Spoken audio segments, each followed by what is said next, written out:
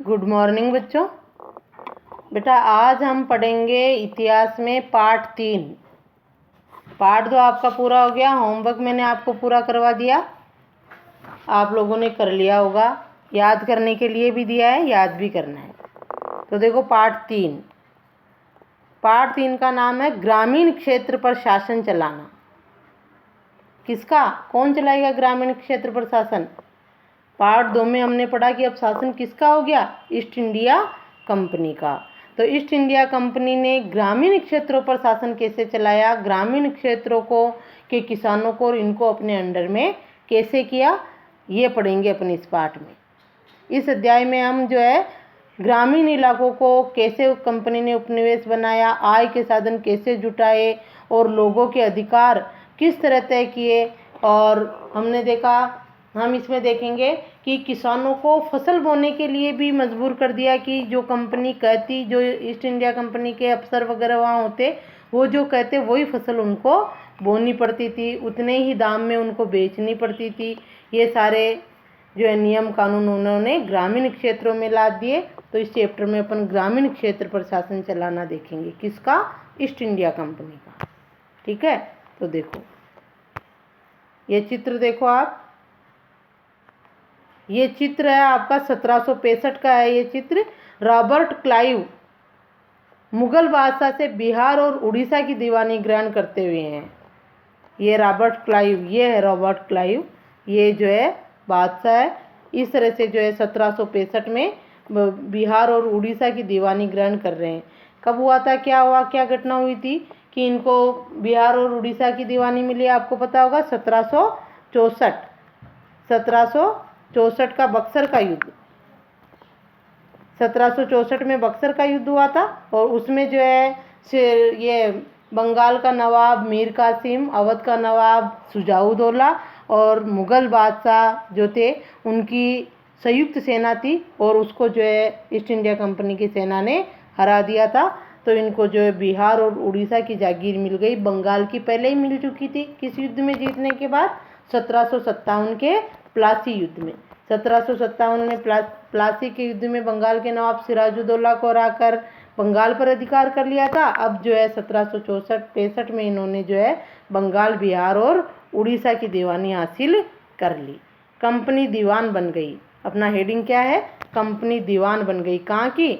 बंगाल, बिहार और उड़ीसा की। बंगाल की 1757 के बाद ही बन गई थी। अब 1764 में बक्सर के युद्ध के बाद 12 अगस्त 1765 को जो है मुगल बादशाह से ईस्ट इंडिया कंपनी को बंगाल का दीवान तैनात कर दिया गया। दीवान का मतलब होता है अब वहाँ पर कोई शासक नहीं बनेगा।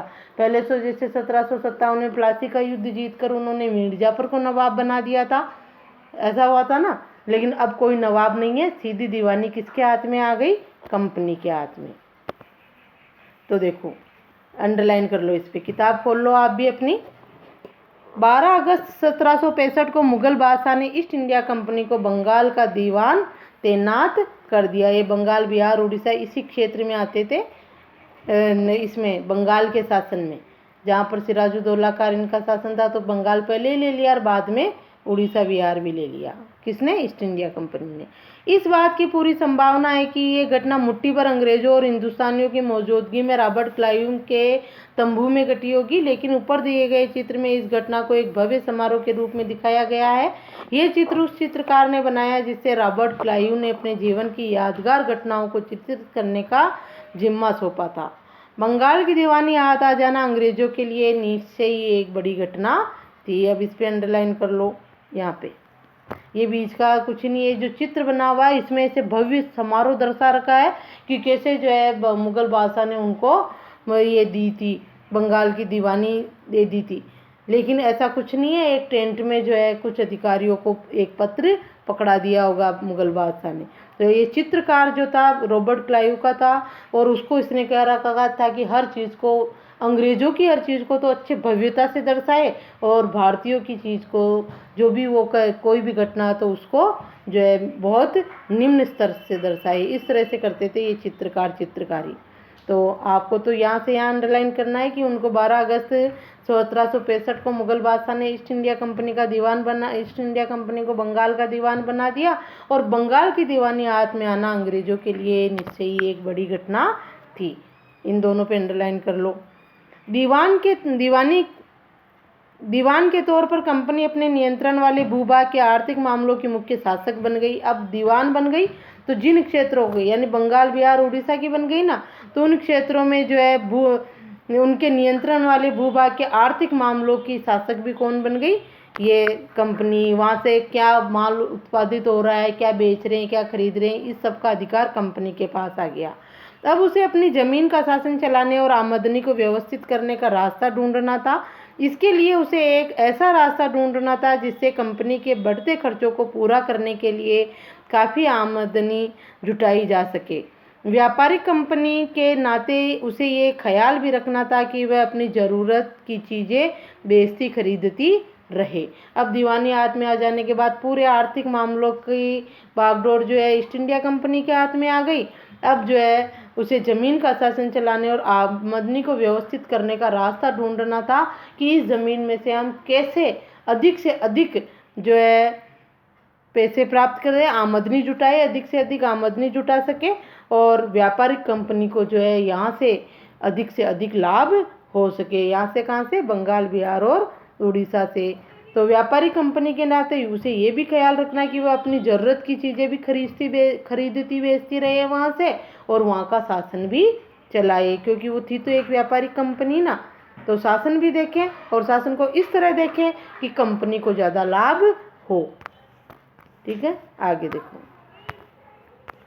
समय के साथ कंपनी को ये भी समझ में आने लगा कि उसे सावधानी के साथ आगे बढ़ना होगा। बाहरी ताकत होने के वजह से उसे उन लोगों को भी शांत रखना था जो गांव देहात में पहले शासन चला चुके थे और जिनके पास अभी भी काफ़ी ताकत और सम्मान था। ऐसे जो लोग स्थानीय सत्ता में रह चुके थे उन्हें नियंत्रित करना तो जरूरी था, लेकिन उन्हें ख़त्म नहीं किया जा सकता था। ये काम कैसे हो, इस अध्याय में हम देखेंगे। अंडरलाइन करो।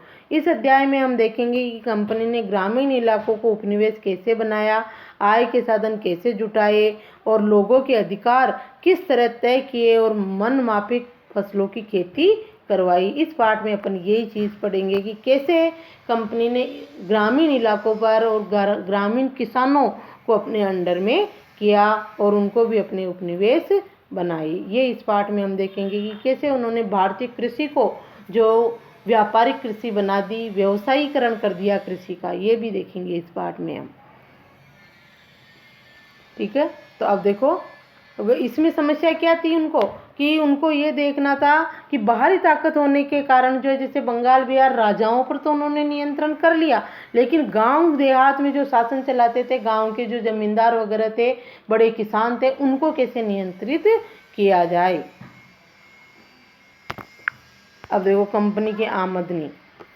कंपनी दीवान तो बन गई, लेकिन अभी भी खुद को एक व्यापारी ही मानती थी। अभी तक भी कंपनी का भारत में शासन करने का इतना कोई मकसद नहीं था। वो सिर्फ दीवान बनकर लाभ कमाना चाहती थी,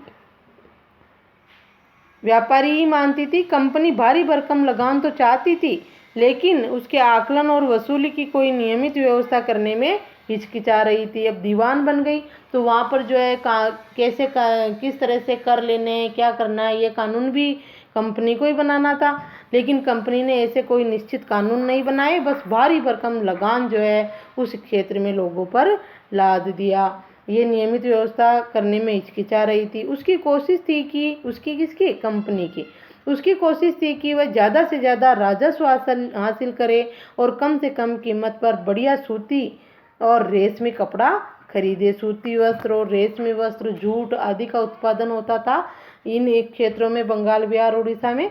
तो उनका जो है मकसद यही था कि वो कुछ निश्चित नियम बनाने में तो हिचकिचा रही थी। अब नियम बनाए तो नियमों अनुसार चलना पड़े उनको, तो उनको जो है कम लाभ हो, तो वो जो है भारी भरकम कर लाद कर ज़्यादा से ज़्यादा राजस्व हासिल करके जो है वह कम से कम कीमत पर बढ़िया सूती और रेशमी कपड़ा वहाँ से खरीदना चाहती थी। यानी दीवानी मिल गई, वहाँ की शासक बन गई कंपनी, लेकिन वहाँ की जनता के प्रति कोई दायित्व निभाना नहीं चाहती थी। वो सिर्फ जो है अपना लाभ कमाना चाह रही थी कंपनी, अपनी आमदनी बढ़ाना। आगे देखो, इस कारण 5 साल के भीतर बंगाल में कंपनी द्वारा खरीदी जाने वाली चीज़ों का कुल मूल्य दुगना हो चुका था। 1865 से पहले कंपनी ब्रिटेन से सोने और चांदी का आयात करती थी। अब कंपनी 1800 नहीं है बेटा, 1700 करो यहाँ, 1765 से पहले, 1800 नहीं 1765, देखो